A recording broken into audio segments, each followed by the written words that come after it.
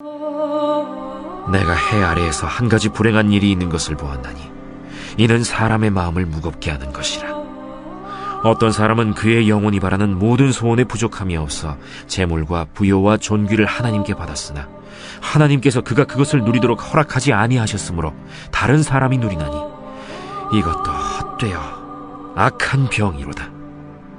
사람이 비록 100명의 자녀를 낳고 또 장수하여 사는 날이 많을지라도 그의 영혼은 그러한 행복으로 만족하지 못하고 또 그가 안장되지 못하면 나는 이르기를 낙태된 자가 그보다는 낫다 하나니 낙태된 자는 헛되이 왔다가 어두운 중에 가매 그의 이름이 어둠에 덮이니 햇빛도 보지 못하고 또 그것을 알지도 못하나 이가 그보다 더 평안함이라.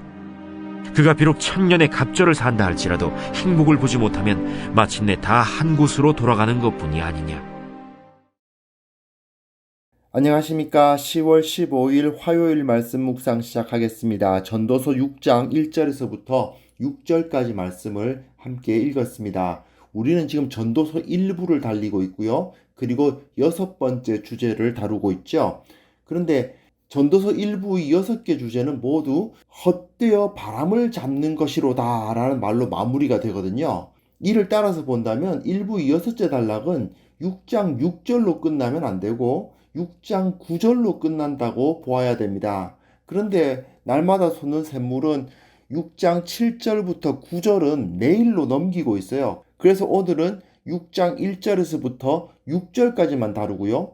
내일 6장 7절부터 12절까지를 다루도록 편집을 해두었습니다.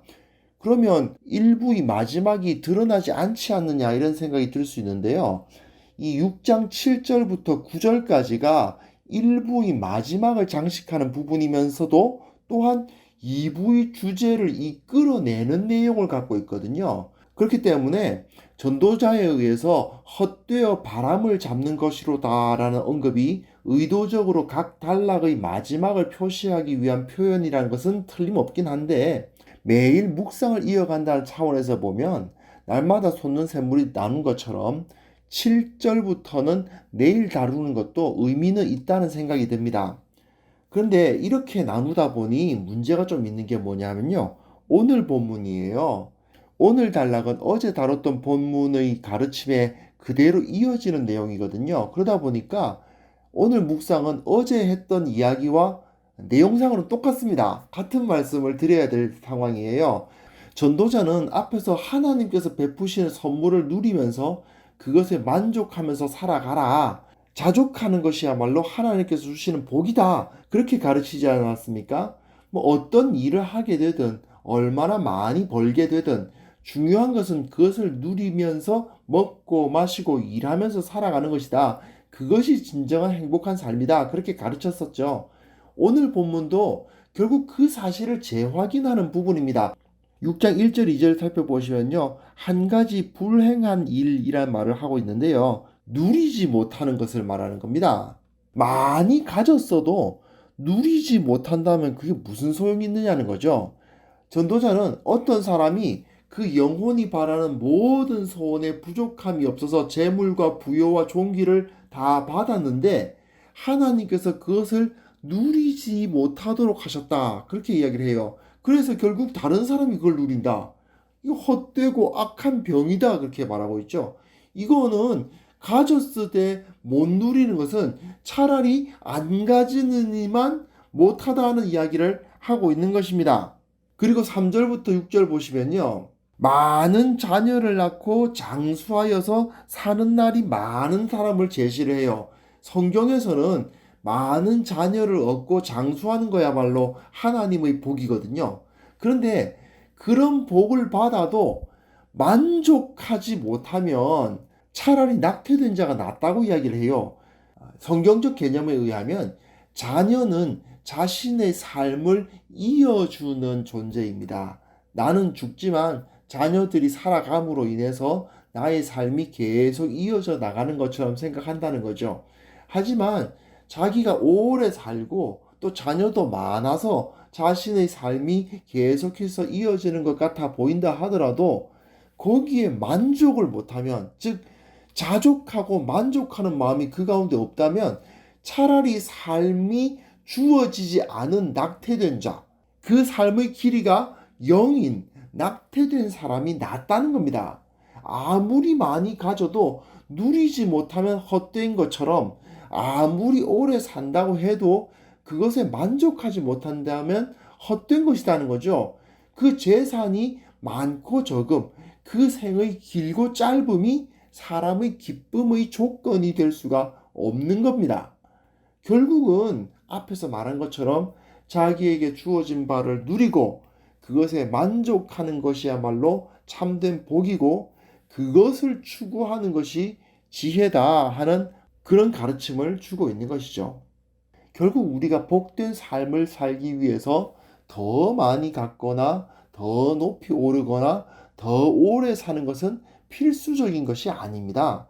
오히려 가진 것 안에서 누리고 자기 자리에서 겸손하고 자기에게 주어진 시간에 만족하는 것, 그게 진정한 복된 삶입니다. 어제 본문과 같은 주제를 말하기도 했지만 이건 정말 강조할 필요가 있는 것 같긴 합니다. 자족하는 법을 배우는 것이야말로 인생을 행복하게 하는 가장 중요한 방법입니다. 물론 전도자는 소유를 가질 필요 없다라고 말하진 않아요. 지위가 높아지는 것은 나쁘다라고 말하지도 않습니다. 오래 사는 것이 나쁘다라고 말하지도 않아요. 소유를 갖는 건 좋은 거고 높은 지위에 올라가는 것도 좋은 거고 오래 사는 것도 좋은 건데 그 모든 것에 진정한 의미가 있으려면 그것에 만족하고 자족하고 기뻐할 줄 알아야 한다는 거죠. 그게 없으면 아무리 많이 가지고 아무리 높아지고 아무리 오래 살아도 다 소용없다. 헛된 것이다 라고 이야기를 하는 것입니다. 문제는 말이죠.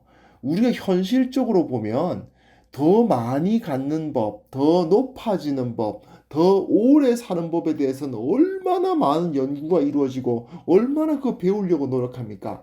그런데 자족하는 법에 대해서는 그다지 많은 사람들이 배우려고 하지도 않고 또 연구가 되어지고 있는 것 같지도 않습니다. 정말 행복의 키는 자족하는 데 있는데 어떻게 하면 자족할 수 있을까를 연구하고 자족하는 법을 배우고 자족하는 법을 연습해야 되는데 그건 안 한다는 거예요. 그게 우리의 가장 큰 문제가 아닐까요? 한번 내 주위를 돌아볼 수 있었으면 좋겠습니다. 나는 정말 자족하는 삶을 실천하고 있는지, 내 마음과 내 삶 가운데 남아있는 이 욕심들, 이런 것들을 어떻게 하면 제거할 수 있을지, 그런 자족하는 삶을 어떻게 하면 살아갈 수 있을지를 생각해보는 시간을 가졌으면 합니다. 하나님 아버지, 주님께서 우리와 함께 하셔서 우리의 마음을 올바르게 고쳐주시고 더 많이 갖기 위해서, 더 높아지기 위해서, 더 오래 살기 위해서 노력하기보다 그 가운데 만족하고 기뻐하고 감사하는 마음을 배우는 자들 되게 하여 주옵소서. 주님께서 이미 나에게 많은 것을 주셨고 주님께서 이미 나에게 모든 것을 공급하셨다는 사실을 기억하며 주님을 찬송하고 기뻐하는 우리 모두가 되게 하여 주시며 그것을 통해서 하늘에 속한 신령한 평안과 기쁨을 누리는 우리 모두가 되게 하여 주옵소서. 예수님의 이름으로 기도합니다. 아멘.